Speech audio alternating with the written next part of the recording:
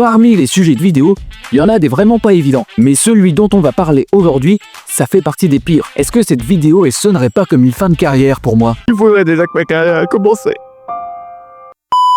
Alors c'est hyper intéressant comme discussion et franchement, moi je voulais vous en parler. Mais le problème, c'est que c'est assez délicat. Je ne veux pas heurter les convictions de chacun, mais en même temps c'est un sujet relativement grave sur lequel il faut pas être trop lisse. Donc aujourd'hui, messieurs dames, je vais vous parler de mon problème avec la woke culture.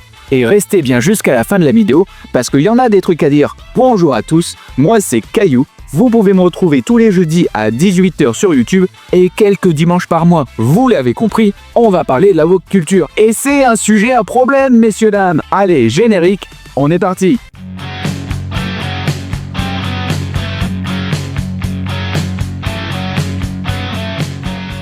Mais d'abord, un peu de contexte. Qu'est-ce que c'est exactement la woke culture? La woke culture ou culture woke désigne un mouvement socio-culturel et politique qui met l'accent sur la prise de conscience des injustices sociales, notamment en matière de discrimination raciale, de genre, de sexualité, de classe sociale et d'autres formes d'inégalité. Le terme woke, dérivé de l'anglais et signifiant littéralement éveillé, fait référence à une vigilance face aux oppressions et aux inégalités systémiques. Et avec ça on est bien avancé, messieurs dames. Non, parce que je sais ce que vous êtes déjà en train de vous dire, le mec est contre un mouvement qui lutte contre les inégalités. Dit comme ça, vous avez forcément envie de m'abattre. Et vous auriez raison. Oh.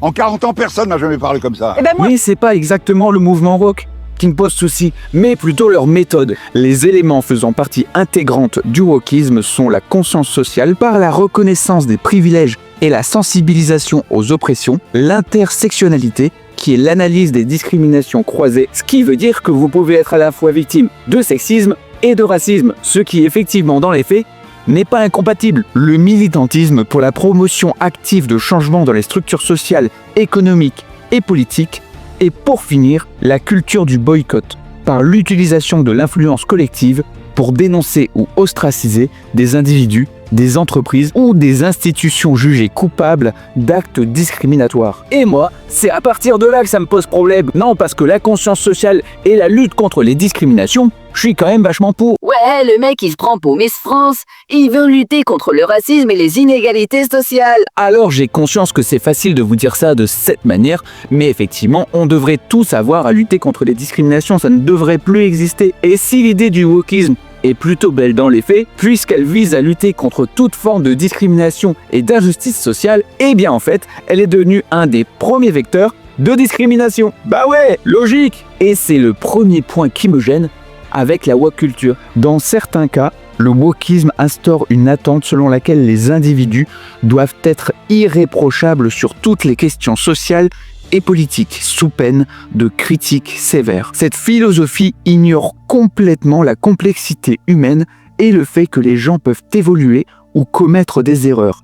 Il encourage une version binaire, bon contre mauvais, qui simplifie des problématiques complexes. Si tu n'es pas avec moi, alors tu es contre moi.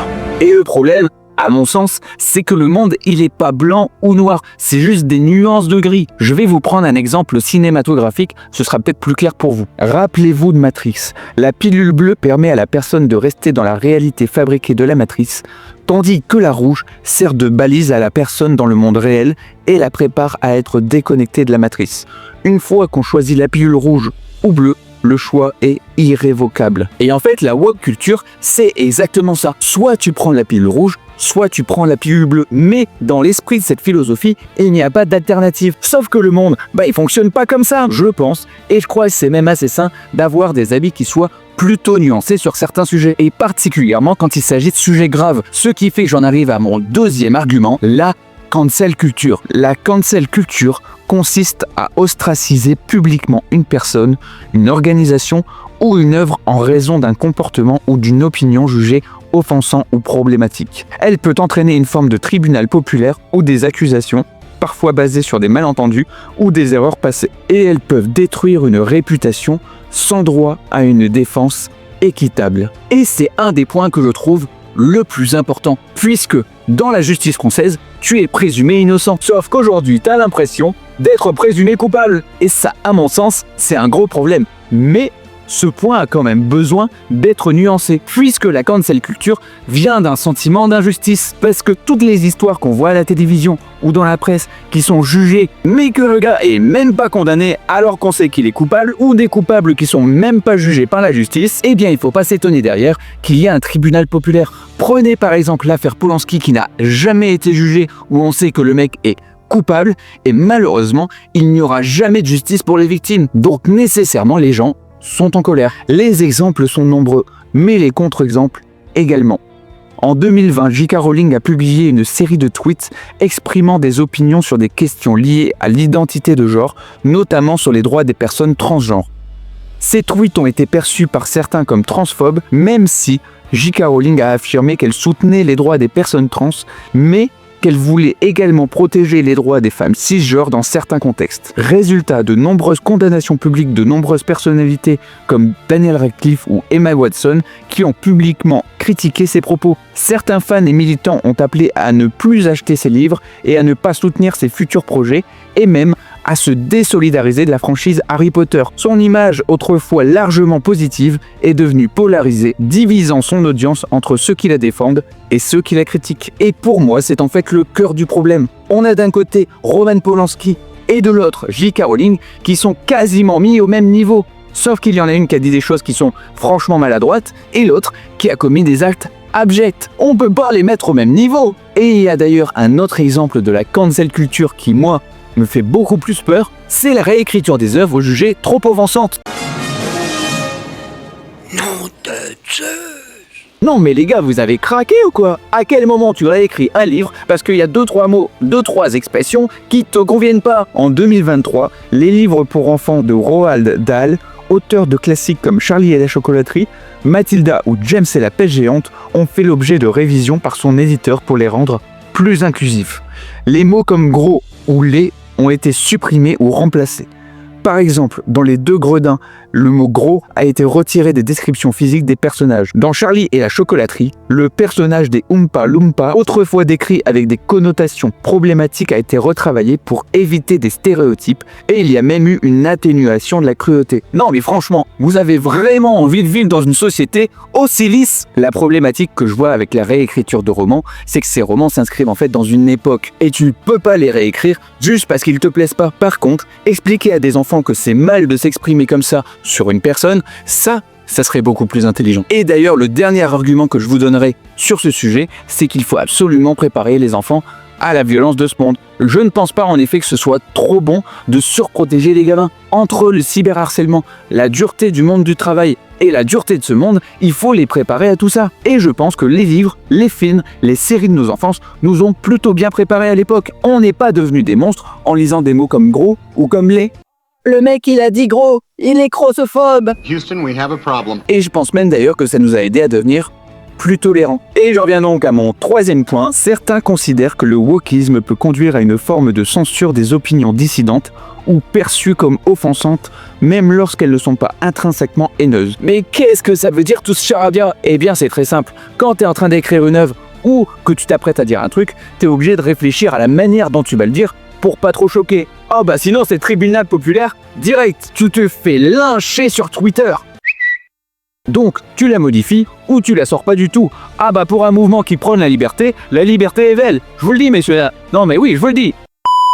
Ce qui nous mène d'ailleurs au troisième point. Le wokisme peut parfois conduire à une analyse simplifiée de problèmes complexes, réduisant des contextes historiques, culturels ou économiques à des cadres binaires, oppresseurs, opprimés. Juger avec nos standards actuels l'impact de l'esclavage à travers les siècles ou les persécutions chrétiennes pendant les croisades ou pendant le Moyen-Âge en fait de facto un anachronisme et n'a aucun sens. Et je suis en fait assez d'accord avec certaines revendications, mais j'avoue, la forme me gêne un petit peu. Bien sûr que certains pays devraient par exemple s'excuser d'esclavage, mais bien sûr c'est évident. Mais la problématique principale est la critique des héros ou figures historiques qui ont participé ou bénéficié de ces systèmes. Par exemple Christophe Colomb ou Napoléon Bonaparte. Et beaucoup voudraient la dénonciation ou la suppression de ces sujets dans les programmes scolaires. Comme je le disais juste avant, tu peux pas t'excuser de tout. Et surtout, il faut prendre un contexte. Prends par exemple Napoléon. Le règne de Napoléon s'inscrit après la Révolution française. Un régime qui a fait guillotiner tout un tas de gens, qui a quand même donné les droits de l'homme. C'était pas mal. Et bien sûr qu'il aurait pas dû remettre en place l'esclavage. Mais prendre un fait sur l'ensemble des choses qu'a fait Napoléon n'a aucun sens. Méchant, c'est pas bien d'être méchant. Puisque ça s'inscrit dans un contexte global. Donc oui, il y a des choses qui méritent des excuses franches et sincères, mais il faut à tout prix continuer à en parler. Sinon, c'est comme ça qu'on reproduit exactement les mêmes conneries. Et j'en viens donc à mon dernier point.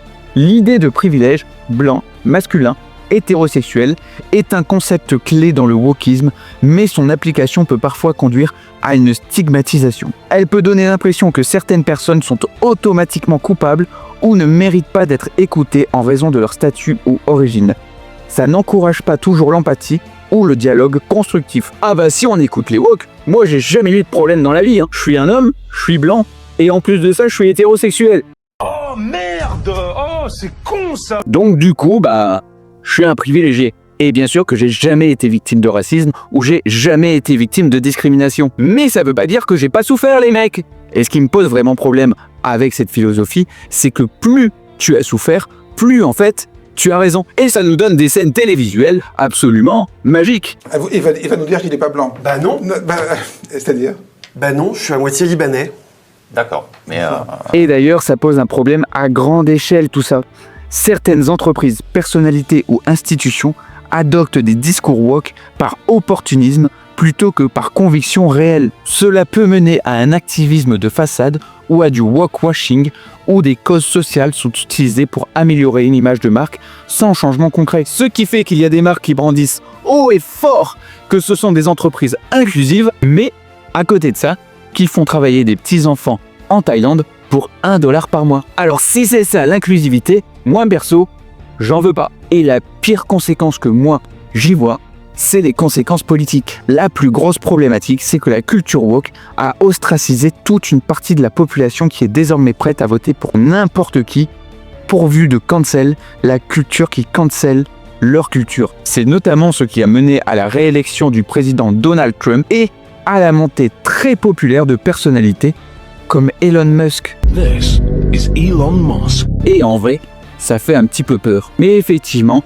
des gens qui se sont sentis agressés par cette culture, des gens qui voulaient absolument sauvegarder leur patrimoine, ont voté pour Donald Trump et ils ont fait ça comme un acte de survie. Et si on extrapole, est-ce que ce ne serait pas possible en France? Pourrions-nous nous retrouver avec un Donald Trump en France? Emmanuel Macron ne peut plus se représenter en 2027. Alors, qui va gagner? Quelle est la personnalité que les Français vont choisir pour remplacer l'actuel président de la République? Dans un pays qui se veut polarisé, et on l'a vu lors des dernières élections, l'issue de la prochaine élection présidentielle est quand même très incertaine. Parce que c'est notre projet.